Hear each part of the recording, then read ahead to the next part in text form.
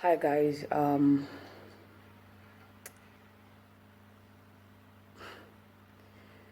Hi guys. I've been I've been thinking about a whole lot of things going down in this country for quite some time, and um, I'm this kind of person who always tries to see both sides of the equation, try to get a balance, try to get a midpoint for everyone, you know, to to I like to look at where to create a balance. So even if people are protesting, I try to look at the cause. I try to give justification for why. Okay, one of the questions I was asking myself was, we asked for Endsars, and they ended SARS and they created SWAT, right? And which we all know by now is not really getting rid of the problem, is actually a way of just diverting the problem and giving it a new name, right? So anyways, here I was standing with the rest of the protesters, me and my guys, and this military van just showed up and started shooting. And here was the stampede going on. And here was, for the first time in that protest, panicking. Then I found myself on the floor, somehow trying to raise my head, waiting for the shots to stop. And they just kept shooting. Now, did anybody die? No. Were there people who had attacks, like asthmatic attacks because of it? Yes, there were such people. But all of a sudden, while I was down on that ground, a lot of things dawned on me. And one of those things that dawned on me was the fact that we are a very vulnerable bunch of people in Nigeria. We are a very vulnerable bunch. Everything, it's like we're living in a system that is set up to screw us all. That's the word I can use right now. I looked at all of us. I looked at the crowd, and that was what came to my mind. I was like, what if some stray bullet just hit someone, and that's just how you're just going to find out that one person died and that person is gone. And then all of a sudden it dawned on me. Everything just settled in my mind. It's like a definition for the purpose of this protest was redefined in my own heart. And one of that redefinition that came to me was the understanding that we are not just fighting to end SARS. We are not just fighting to end SWAT. We are fighting for our lives. We are fighting for the destiny of a whole lot of young people in this country whose lives don't matter. And that has been proved over and over again. It dawned on me that if anyone died by those guys shooting, there was no system that could bring such guys to justice. It dawned on me that somehow I don't mean shit to some bunch of people, and those people are the people who are ruling over us. Those people are the ones who decide our fate. Those people are the ones who have been governing us for quite some time now. I'm talking about decades of corruption, decades of injustice, decades of a justice system that does not account for its dead, let alone for its living. So here I was,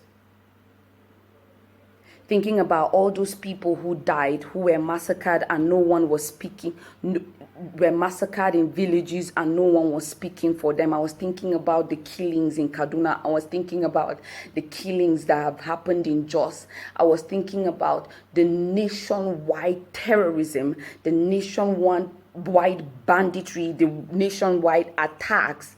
And it just dawned on me that we are a freaking vulnerable bunch that many of our leaders don't give a shit about. And so it just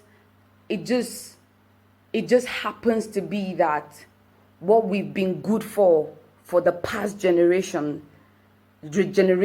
of leaders is to be used as thugs, is to be used for political and to be the tools for selfish and political leaders whose goal is not to move you and I forward, is not to better our lives, is not to create a system that includes us. We are living in a system that does not account for you. I was talking to a bunch of friends and I was telling them, look, on all sides, we are on the disadvantage. Look at the bloody education system. We are an uninformed and a miseducated bunch. Our universities are teaching us outdated curriculums.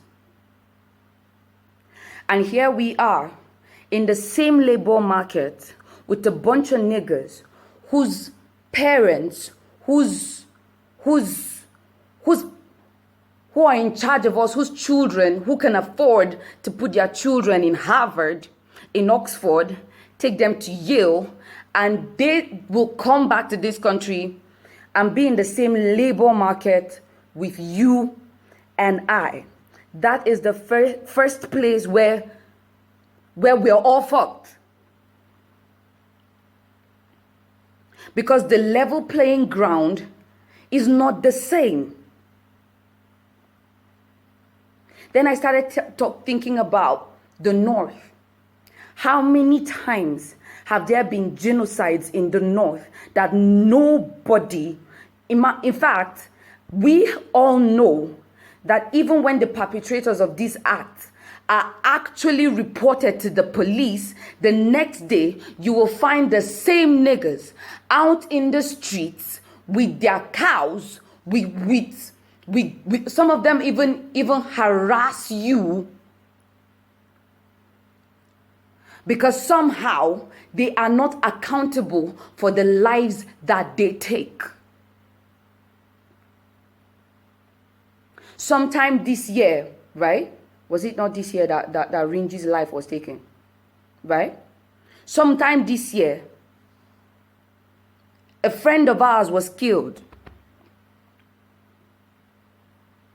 And so these military guys tell this bunch of young people who were just walking on the street unarmed, and they tell them to start running, and then they start to shoot. Where is this bloody Aztecs or something? I mean, are we in some apocalyptic thing? I can't even explain, but shit has been going down in this country that we've just been keeping quiet about. A lot of us can't afford to take care of ourselves. A lot of us are unemployed. I was listening to this man who was talking about his 3 boys who are sitting down and eating his food in his house, not because he didn't take them to the university, not because they didn't go to school, but they can't have jobs. So the system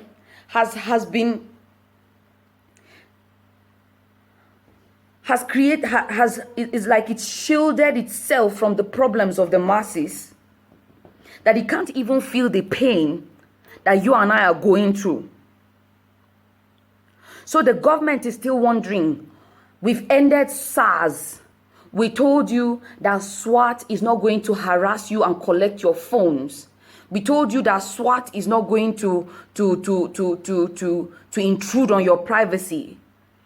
And you're wondering, why are we still standing out there on the streets protesting? Let me tell you something. This is beyond SWAT. This is beyond Endsars for us.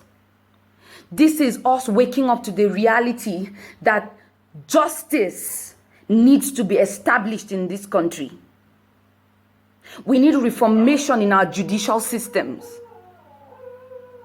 We need to get to that point where we know that corrupt leaders will be held accountable for every act of corruption they've perpetrated since independence in this country. We have been a bunch who have been scared, and because somehow we've been intimidated into thinking our voices don't mean anything. That even if we speak, we can't, it will go nowhere. But let me tell you what, we are going to go out. We're going to protest. We're going to protest for justice. Justice for the dead. Justice for the living. Justice for even the system of the police that has been kept in such state of such degraded state that they can't even do their jobs rightly. For an infiltrated military system that does not even account for the death of its soldiers. We are fighting for a system that works for us.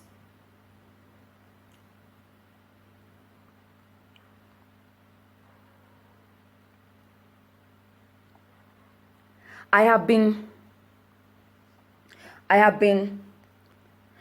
thinking aloud lately.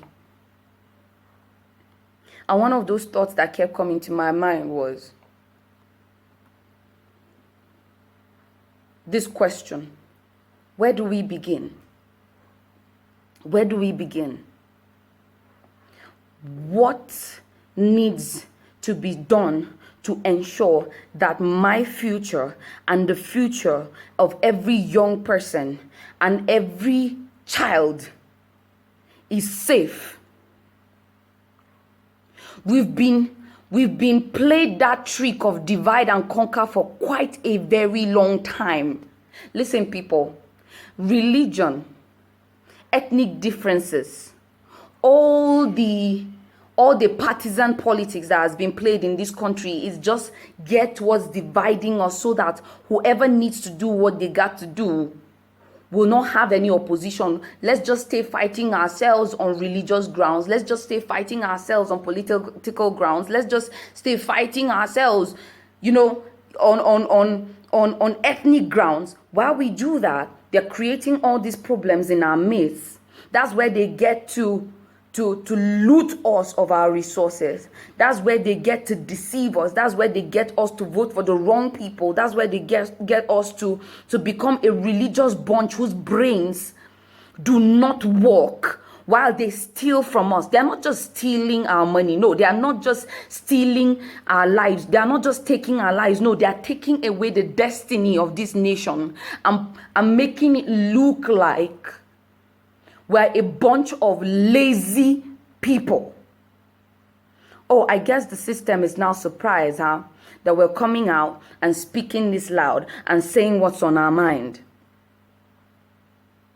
Look, we've been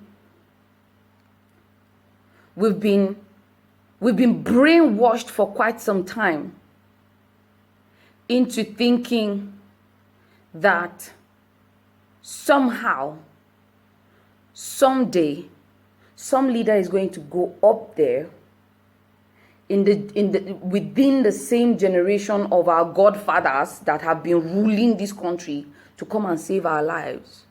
But we just realized that that is not what's going to happen. We just realized that we are just going to be kept in a system where many will take advantage of us if we do not come out and speak and protest, and maybe, if it gets to the point, even fight for our rights.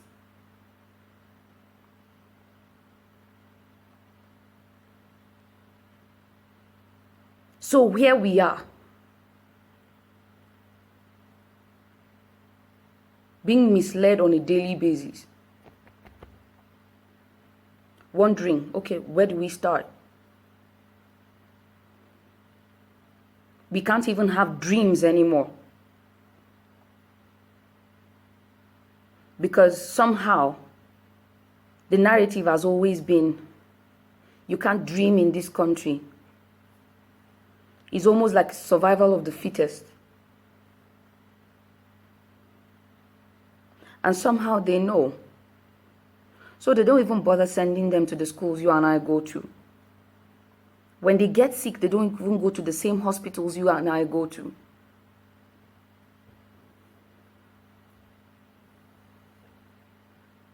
Our systems are deliberately kept in the state that they are, not improving, not functioning well, to keep us in perpetual poverty and ignorance. And yes, a lot of us are ignorant, not due to any fault of ours. We were the generation, for God's sake, who heard the stories. And what were the stories? The stories of people going to school and graduating, and jobs were waiting for them right outside the matriculation hall. We were the ones who heard stories of how jobs waited for graduates. It doesn't matter whether you're in a polytechnic, it doesn't matter whether you are in college of education, Pangshin, or whatever college of education you have around the country. It doesn't matter whether you're a university graduate. There were jobs waiting for people.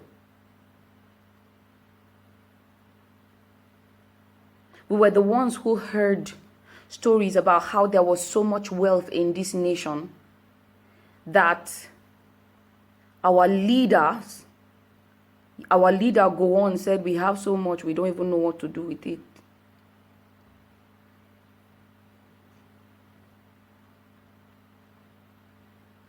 We are the ones who studied our history and noticed that everybody ruling this country right now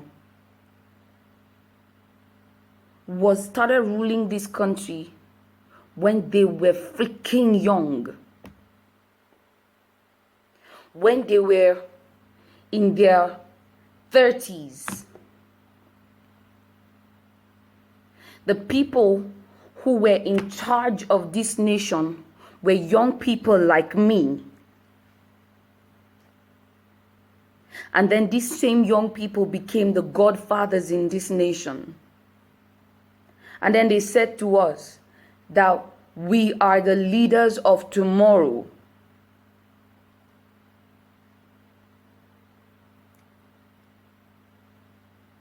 Leaders that can't even boast of the education that they were privileged to have.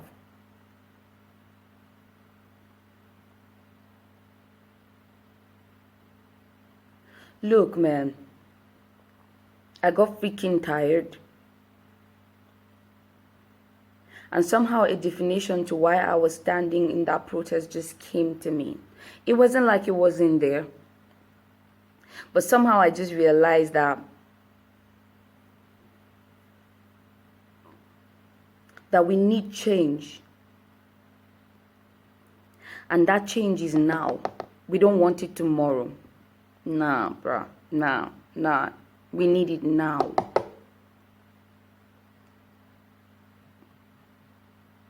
We are tired of the corrupt system we all live in,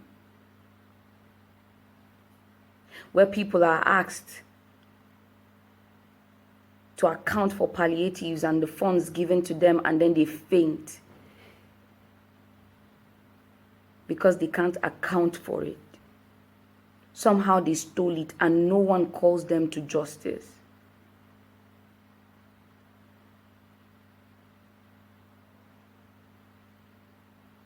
We want to lend our voices to speak until the world hears us. I want to lend my voice to speak. I am not fighting for SARS, no. As far as I'm concerned, the shift into SWAT is just a recircling of the same bullshit. We need a reformation in this country. We need a reformation in our justice system. We need a reformation. I mean, are the laws even functioning? Are these laws designed to screw us all up?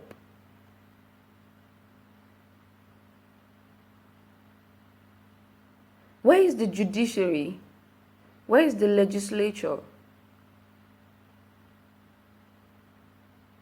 So much power is in the hands of thugs and bandits.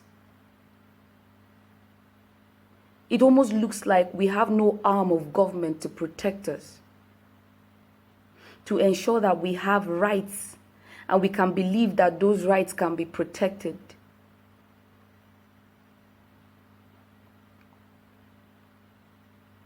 Look, guys, for anyone out there who's protesting, we are protesting for the Nigeria where justice rules.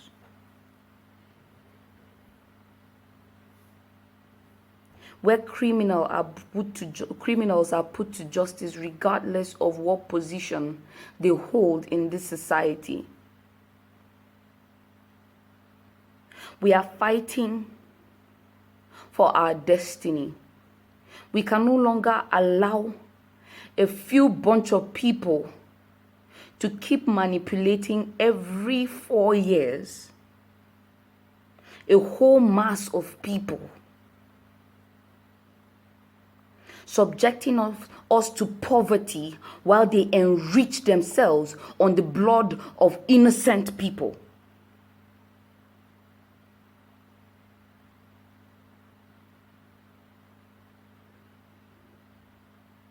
So here I stand, urging us, while we walk, let's not stop demanding. Let's make these people understand that we are tired and we are fed up. And until the system changes, we will not be shut down. Our voices will be heard. We will shout very loud. We will sing if we have to. We will put out music to make sure everybody hears what we are saying. We will write these stories. Because the truth is, we are ready to write these stories as they are. And all these bloody leaders should be ready.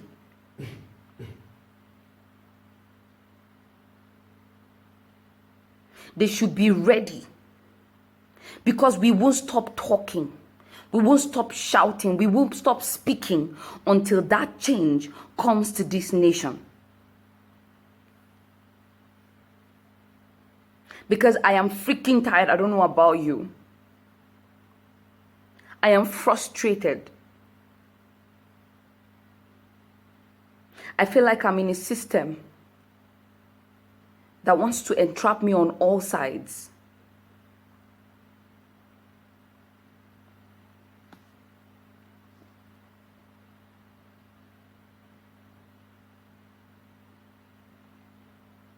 They sold corruption to us. They tried to make us greedy. They tried to make us turn against ourselves.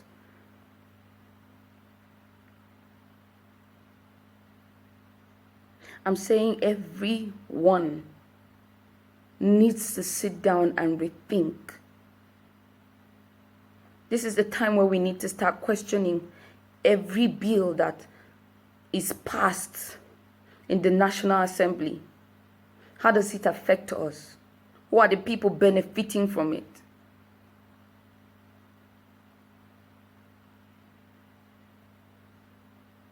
What is its long-term effect on us?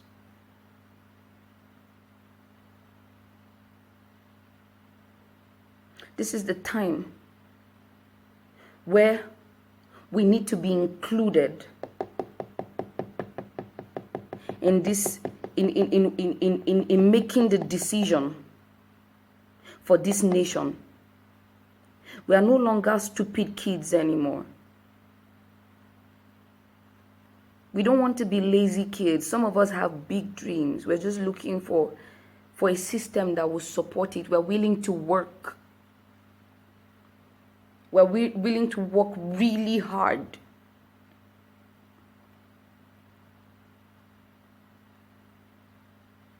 We want a system that works.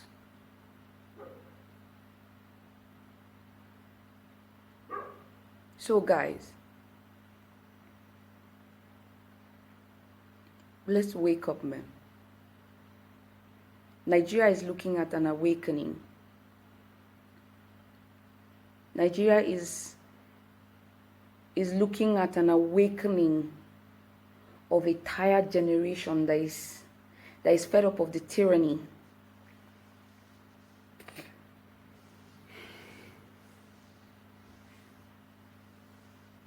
I believe in this nation. I believe in the unity of this nation. I believe in the peace of this nation. I stand for it. But we can't continue to live in a system where no one is held accountable just because they are the ones who are leading us and they have some bloody freaking immunity.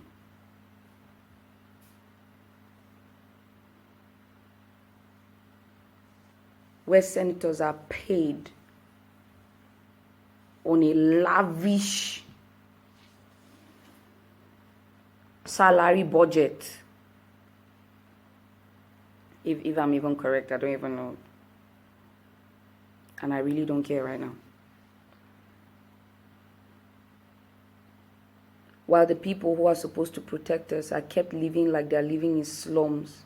Their children can't even afford quality education. So it's like we're stifled to be corrupt on our insides. We want to break out of it. Hence, we don't even need a leader because we are all leading in our own rights. I'm leading for my family. I'm leading for my generation. Just like the guy next door is.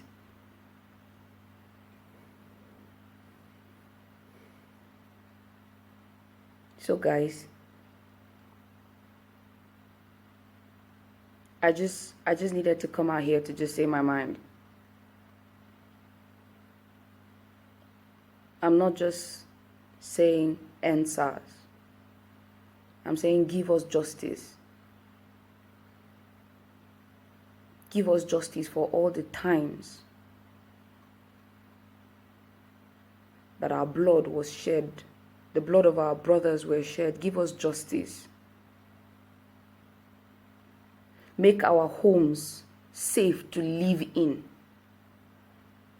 Make our farmers feel safe to go to their farms without thinking they are going to be harassed in their own villages.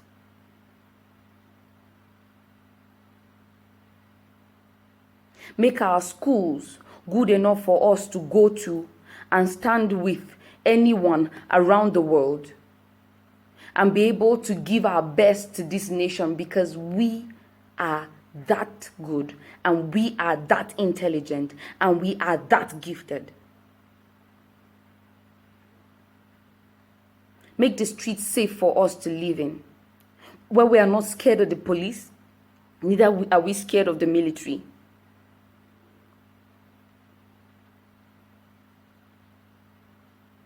Make us feel safe to worship, no matter what religion we are.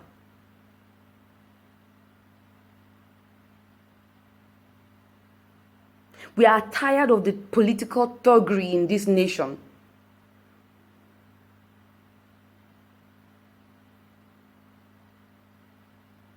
We are tired of the insecurity that is being perpetrated by a few,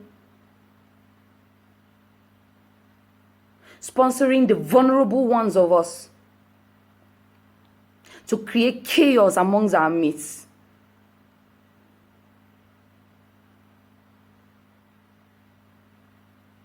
For their own selfish agendas. We are tired.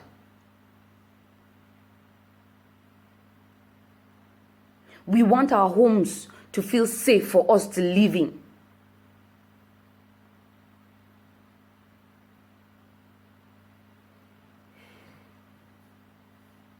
We want to feel safe to build houses and not feel scared that someone is going to burn them down.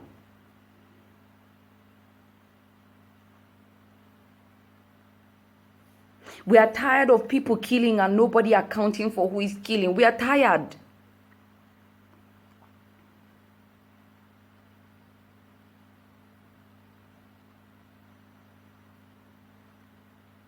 We want the system to work. People, we want the system to work.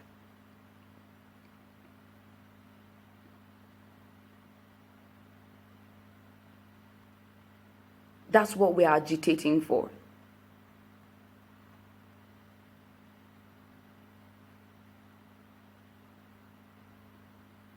And I hope that when this message gets to you, you get to be awakened.